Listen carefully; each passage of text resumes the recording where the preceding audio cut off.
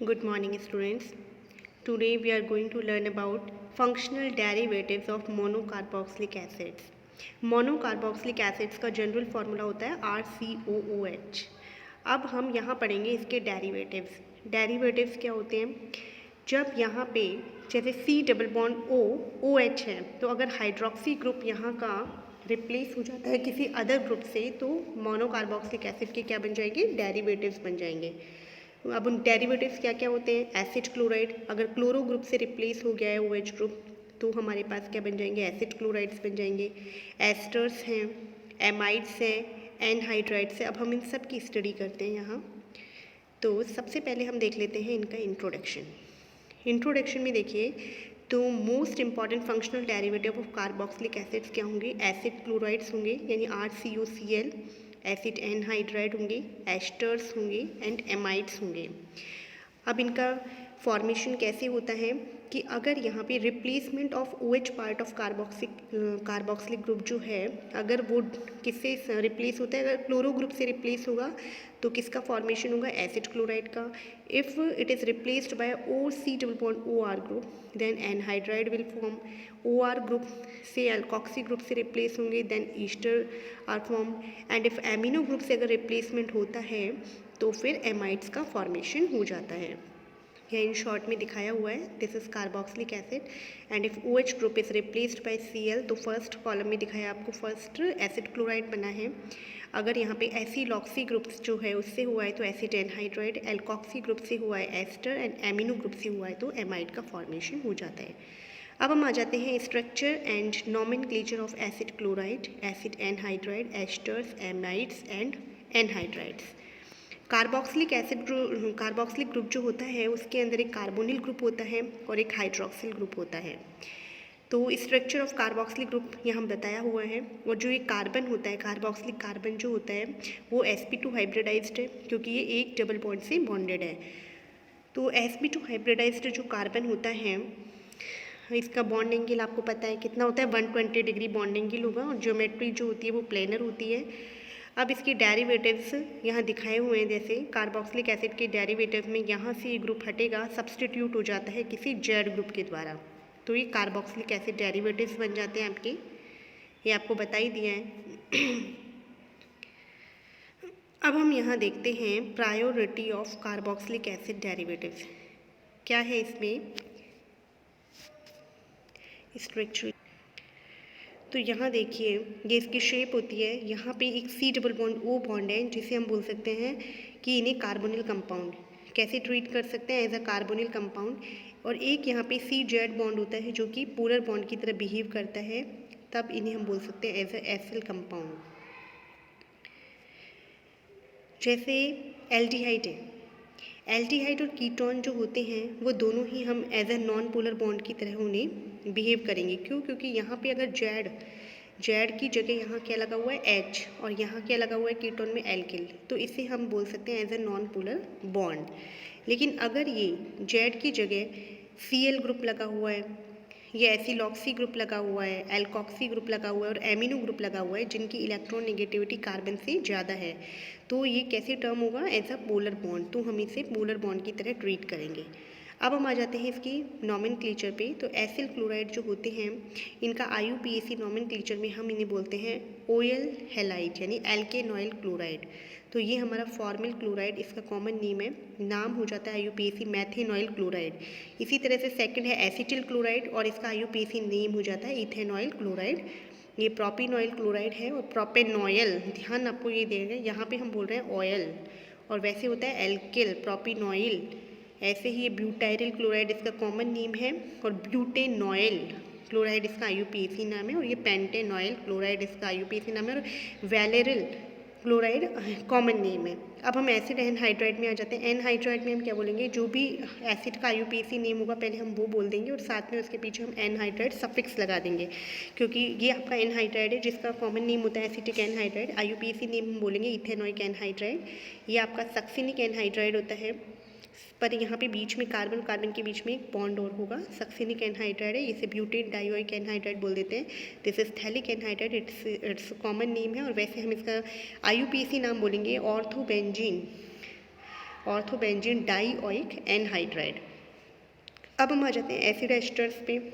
Acid asters जो होते हैं उसका IUPAC नाम होता है एल्किल एल्केनॉइड, एल्किल एल्केनॉइड। और ये जो एल्किल ग्रुप होता है वो होता है शॉर्ट ग्रुप, जैसे कि यहाँ पे HCOOH जो है वो तो हो जाएगा आपका एसिड, और CH3 ग्रुप जो है वो यहाँ पे एल्किल ग्रुप है, तो हम बोल देते हैं मैथिल मैथेनॉइड। ये इसका नाम हो जाता है एथिल एथेनॉइड। फिर ये methyl propanoate, phenyl ethanoate and phenyl benzoate and methyl benzoate. अब हम आ जाते हैं एमाइड्स पे। एमाइड जो होते हैं उनमें हमें आपको क्या करना है कि जो एल्केन होते हैं उनमें आपको पीछे का ई को रिप्लेस करके लास्ट में एमाइड जोड़ देना है। जैसे मैथेन एमाइड, इसका नाम है इथेन एमाइड। चैन 3 की है तो प्रोपेन एमाइड, पर यहाँ पे हम देखो प्रोपेन PROPENE होता है, लेकिन हम यहाँ पे एन ई जो है ई को हटा देते हैं और एमाइड वो यहाँ पे लगा देते हैं। इसी तरह से ये क्या हो जाएगा ब्यूटेन एमाइड और ये हो जाएगा पेंटेन एमाइड। तो इस तरह से आपने क्या देखा, इनकी स्ट्रक्चर देखी है और नॉमेनक्लेचर देख ली है। अब हम देख लेते हैं यहाँ पे relative stability of acid derivative. देखिए रिलेटिव स्टेबिलिटी यहाँ देखेंगे, इनकी जो रिएक्शंस होती हैं कार्बोक्सिलिक एसिड डेरिवेटिव्स की रिएक्शंस जो होती है वो कौन सी होती है, न्यूक्लियोफिलिक सब्स्टिट्यूशन रिएक्शन ये दर्शाती है।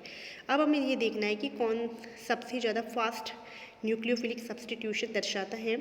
तो यहाँ पे ऑर्डर दिखाया हुआ है, एसिल क्लोराइड सबसे फास्ट न्यूक्लियोफिलिक सब्स्टिट्यूशन दिखाएगा, फिर एसिड एनहाइड्राइड, फिर एस्टर और फिर एमाइड। अब हम इसका रीजन किस तरह से बताते हैं, ये रीजन जो है वो हमें देखना है कि यहाँ पे न्यूक्लियोफिलिक सब्स्टिट्यूशन होगा, तो यानी न्यूक्लियोफाइल जो है वो कार्बन के ऊपर अटैक करेगा पॉजिटिव सेंटर पे और ये हैलाइड ग्रुप यहाँ से हटेगा।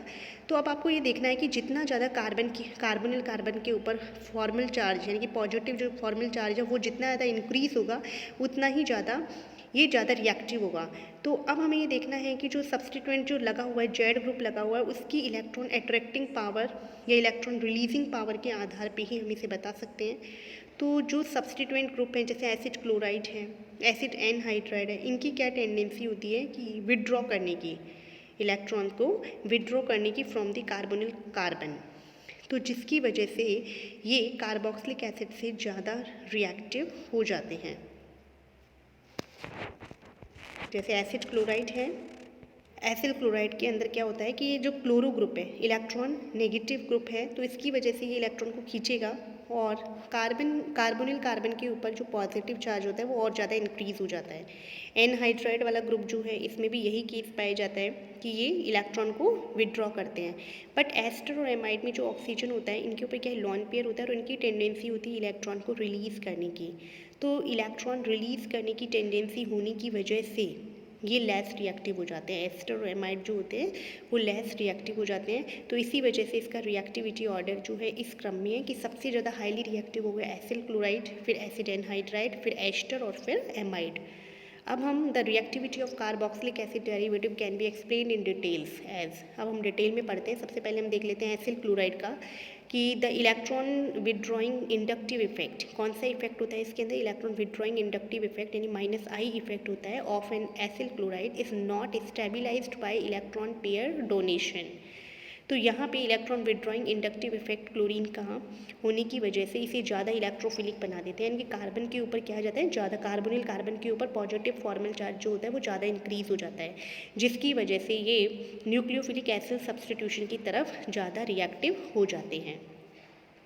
तो ये इस तरह से इसका ऑर्डर दिखाया हुआ है। इसमें ये है कि जो ये क्लोरो ग्रुप है इसका क्या है दो तरह का इफेक्ट होता है, -I इफेक्ट है और साथ में इसका +M इफेक्ट है, मीजोमेरिक इफेक्ट इसका +M है, क्योंकि ड्यू टू रेजोनेंस जो होता है इसकी इलेक्ट्रॉन देने की टेंडेंसी है तो कॉन्जुगेशन की वजह से, लेकिन जो -I इफेक्ट है वो ज़्यादा डोमिनेटिंग होता है, तो इस वजह से ये ज़्यादा कैसी हो जाएगी, -I इफेक्ट ज़्यादा डोमिनेट होने की वजह से कार्बन के ऊपर formal charge positive formal charge increase हो जाता है और ये ज़्यादा न्यूक्लियोफिलिक एसिड सब्स्टिट्यूशन रिएक्शन के प्रति ज़्यादा रिएक्टिव हो जाते हैं। दूसरा हम देख रहे हैं एसिड एनहाइड्राइड।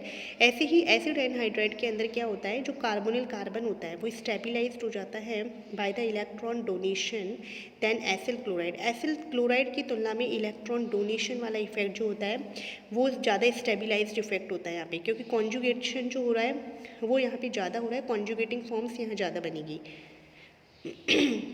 कॉन्जुगेटिंग फॉर्म्स ज़्यादा बनेंगी और कॉन्जुगेशन भी यहाँ क्या हो रहा है कि ऑक्सीजन, ये जो लॉन पेयर है वो यहाँ पे 2p ऑर्बिटल के अंदर है और कार्बन के अंदर भी 2p ही होता है। तो इस वजह से क्या होता है कि दोनों की सेम एनर्जी होने की वजह से कॉन्जुगेशन ज़्यादा इफेक्टिव हो जाता है। जबकि क्लोरो के अंदर क्या था, जहाँ पे एसिल क्लोराइड की हम बात कर रहे थे, वहाँ पे जो लॉन पेयर्स थे वो 3p ऑर्बिटल में होने की वजह से कॉन्जुगेशन जो होता है रेजोनेंस फिनोमेना में वो कम पार्टिसिपेट करता है।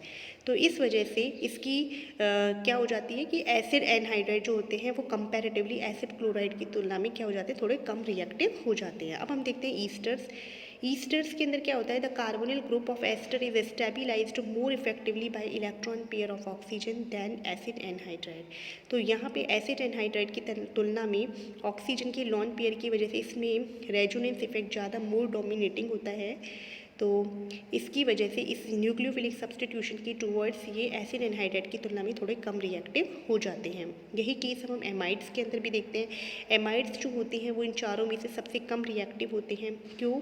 क्योंकि यहाँ पे एसिल कार्बन एटम जो होता है उसके ऊपर पॉजिटिव चार्ज आ जाता है, which is so necessary for nucleophilic substitution. तो they are at least 10 times less reactive than acyl chloride की तुलना में लेस रिएक्टिव होता है, क्योंकि यहाँ जो इसका पॉजिटिव चार्ज है रेजोनेंस फिनोमेना के कारण क्या होता है, वो डीलोकेलाइज्ड हुआ।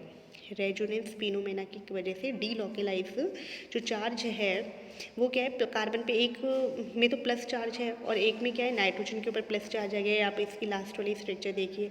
तो इस वजह से रेजोनेंस फिनोमेना की वजह से कार्बन के ऊपर पॉजिटिव चार्ज जो है वो क्या है, डीलोकेलाइज्ड हो रहा है। तो ये उससे भी कम रिएक्टिव हो जाता है। स्टेबिलाइज्ड इफेक्ट इसका ज़्यादा होता है ड्यू टू रेजोनेंस। तो जो चीज़ ज़्यादा स्टेबिलाइज्ड होती है वो रिएक्टिविटी उसकी क्या होती है, कम होती है। तो आज हमने इनका इंट्रोडक्शन देखा है। अब हम देख लेते हैं फिजिकल प्रॉपर्टीज़। तो फिजिकल प्रॉपर्टीज़ में सबसे पहले हम एसिल क्लोराइड की देखते हैं कि एसिल क्लोराइड के जो लोअर मेंबर्स होते हैं वो कलरलेस होते हैं, वॉलेटाइल लिक्विड होते हैं और इरिटेटिंग स्मेल होती है। और इनके जो हायर मेंबर्स होते हैं वो कलरलेस लिक्विड्स होते हैं। एंड जो boiling point of acid derivative होते हैं वो कार्बोक्सिलिक एसिड की तुलना में कम होंगे, क्योंकि इनके अंदर इंटरमोलिकुलर हाइड्रोजन बॉन्डिंग एब्सेंट होती है। And they also fume in moist air. अब हम एसिड एनहाइड्राइड की बात करते हैं। एसिड एनहाइड्राइड जो होते हैं वो कलरलेस लिक्विड्स होंगे और सॉलिड्स होंगे, इरिटेटिंग स्मेल होंगी इनकी, सॉल्युबल इन ऑर्गेनिक सॉल्वेंट होंगे और लोअर मेंबर तो वाटर में सॉल्युबल होते हैं, लेकिन जो हायर मेंबर होते हैं they have higher boiling point than parent acids due to their larger size. इनका लार्जर साइज होता है इसकी वजह से क्या होती है, वंडरवॉल इफेक्ट इनके अंदर ज़्यादा पाया जाता है, वंडरवॉल फोर्स। और इसी वजह से बॉइलिंग पॉइंट जो होते हैं इनकी नॉर्मल जो इनकी पेरेंट एसिड होते हैं उनकी तुलना में हाई होता है। अब हम आ जाते हैं esters of acids. Ester of acids के अंदर हम देखते हैं कि एस्टर्स जो होते हैं वो कलरलेस लिक्विड्स होते हैं, सॉलिड्स होंगे, फ्रूटी और फ्लावरी ऑर्डर होती है इनकी। जो लोअर मेंबर्स होते हैं यानी कि जिनके लोअर मॉलिक्यूलर वेट वाले एस्टर्स होते हैं वो वाटर में सॉल्युबल होते हैं। धीरे धीरे जैसे जैसे इनका मॉलिक्यूलर वेट इंक्रीज होता जाएगा वैसे वैसे इनकी सॉल्युबिलिटी ऑफ एस्टर जो है वो डिक्रीज होती चली जाएगी। लेकिन सभी ऑर्गेनिक सॉल्वेंट्स में ये सभी एस्टर्स जो होते हैं वो सॉल्युबल होते हैं। ईस्टर्स हाइड्रोजन बॉन्डिंग फॉर्मेशन नहीं करते हैं, तो इसी वजह से इनके जो नॉर्मल कार्बोक्सिलिक एसिड जो होता है इनका पेरेंट कार्बोक्सिलिक एसिड, उसकी तुलना में इनके मेल्टिंग पॉइंट और बॉइलिंग पॉइंट लो होते हैं। और boiling point of normal chain esters are higher than those of branched chain isomer. Branched chain isomer की तुलना में जो नॉर्मल चेन आइसोमर होते हैं, एस्टर्स होते हैं, उनके बॉइलिंग पॉइंट ज़्यादा होते हैं क्योंकि उनके अंदर क्लोज पैकिंग जो होती है वो हाई रहती है। फिर हम देखते हैं कि एसिड एमाइड्स हम देख रहे हैं। तो एसिड एमाइड्स में जो फॉर्मेमाइड होता है वो ही एक लिक्विड होता है और सभी एमाइड्स कलरलेस क्रिस्टलाइन सॉलिड्स होते हैं। इनके अंदर इंटरमॉलिक्यूलर हाइड्रोजन बॉन्डिंग इनके अंदर पाई जाती है, तो इसी की वजह से ही इनके मेल्टिंग पॉइंट जो होते हैं वो पेरेंट कार्बोक्सिलिक एसिड की तुलना में ज़्यादा हाई होते हैं। और जो इनके लोअर मेंबर्स होते हैं होमोलॉगस सीरीज़ में वो वाटर में सॉल्युबल होते हैं। तो बच्चों आज हमने इसकी फिजिकल प्रॉपर्टीज़ पढ़ी है, एसिड डेरिवेटिव्स की स्ट्रक्चर पढ़ी है, इनका नॉमेनक्लेचर पढ़ा है। तो आई होप आपको ये लेक्चर समझ आया होगा। नेक्स्ट लेक्चर में इसका हम फर्दर पार्ट डिस्कस करेंगे। तब तक थैंक्स।